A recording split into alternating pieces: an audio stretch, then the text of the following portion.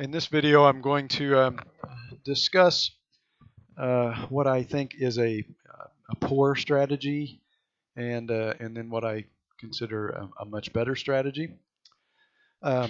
So, we've heard over and over, uh, you don't want to catch the falling knife. You want to wait for a trend to be confirmed before you buy.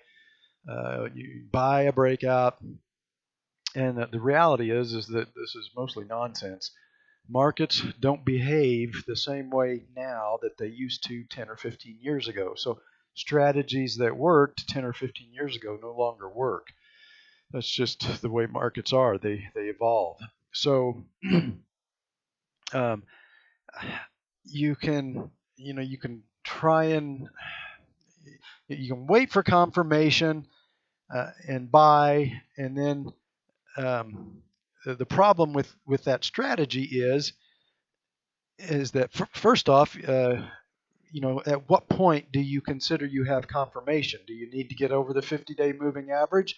If so, you missed a whole lot of this rally, and there wasn't a whole lot of upside left, and contrary to what people like to believe, you don't know ahead of time where the top's going to come. So you claim that you're going to catch the middle part of the rally, but the problem is, without a crystal ball knowing where the top is going to occur, you have no idea where, if you're buying the middle part of a rally or whether you're buying at the top of a rally. So if you waited for confirmation coming out of this bottom and bought a close above the 50-day moving average, then you were going to have to take profits pretty quickly because the top wasn't far off. So in one of my other videos, I went over this. Buying breakouts is not a very good strategy. It just doesn't work very often in our modern markets. So when somebody tells you you need to buy a breakout, it's usually best to run far and fast in the other direction. It's usually just a way to get a drawdown or a losing trade. You need to buy bottoms. And the way to do that, there are two tools that you can use to buy bottoms. One of them is cycles, and the other is sentiment. You should use them both together. When sentiment gets extremely bearish and an asset is in the timing band for a cycle low, then that's the point at which you want to try and pick a bottom. And here's the other superior quality to this strategy.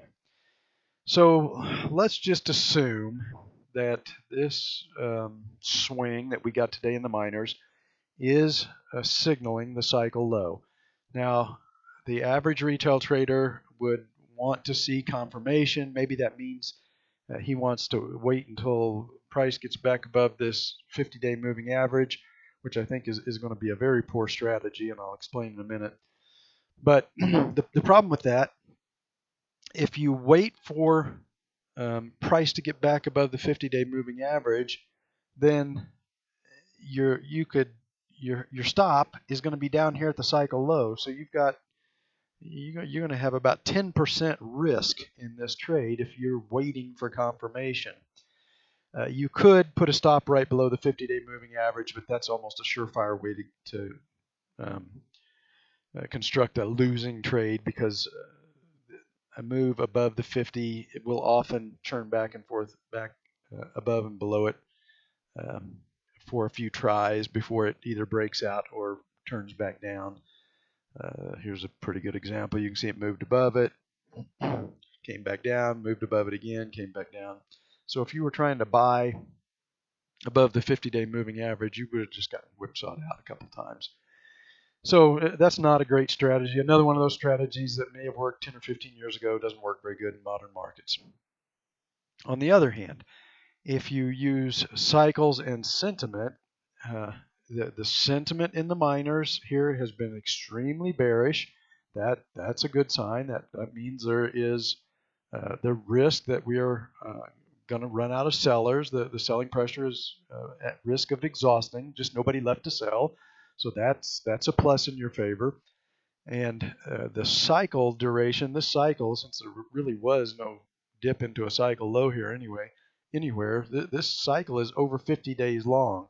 So this is an extremely long cycle, which increases the odds that this swing is forming the daily cycle low.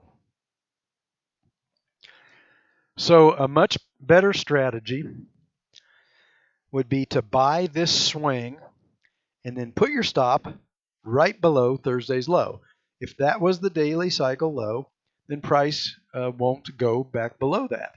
So your risk, if you bought at the close, your risk on this trade is only about 2.8%, as opposed to if you wait for confirmation until your emotions give you the all clear, a move, let's say, a move above the 50-day moving average, then your risk is more like 10% on this trade, and you're hoping that that you're going to get a sustained move that continues up and breaks out above this high. I doubt that's going to happen. This looks like an intermediate decline has begun. So the presumption at this point, anyway, it may change next week if we get a big strong rally, but the presumption at this point is that this will be a failed daily cycle that will rally up to touch or maybe close a little bit above the 50-day moving average and then roll over and make another stair step down. I suspect the banks are going to try and break this December low and trigger everybody's stops, and that's probably where the intermediate cycle will bottom on a marginal undercut of this December low. So at this point anyway, I'm expecting the rally out of the daily cycle low to not last too terribly long and probably not go above the February high before it tops and then makes another leg down into what I think will be a final intermediate cycle low in either in late March or sometime in early or mid-April. So if that's the case, you're going to sabotage yourself by waiting for confirmation this late in an intermediate cycle. A move above the 50-day moving average probably is not going to confirm anything, except you're going to get caught at the top of the left translated cycle, and then you're going to stop out on the next leg down. So while I hear, quite often traders quoting these old saws, from strategies, like I said, strategies that used to work 10 or 15 years ago. These are strategies that you can read in old trading books. The problem is, like I said, that they just don't typically work anymore in modern markets. It's not as easy as waiting for confirmation and then buying a breakout. That just doesn't work very often anymore. It's the exception, not the rule. The rule now is that breakouts tend to fail pretty quickly, and we got a classic example right here. If you missed this rally and then you were waiting for a breakout and you bought right here, you only had a couple of days. So how do you know ahead of time that you're buying very close to the top? It's next to impossible to do. So buying a breakout in this situation is just like I said. It's a poor strategy, and one that more often than not will reward you with drawdowns or losses. A much better strategy in our modern markets is to try and buy bottoms, and the two tools you use to do that are cycles and sentiment, and you want to use them together.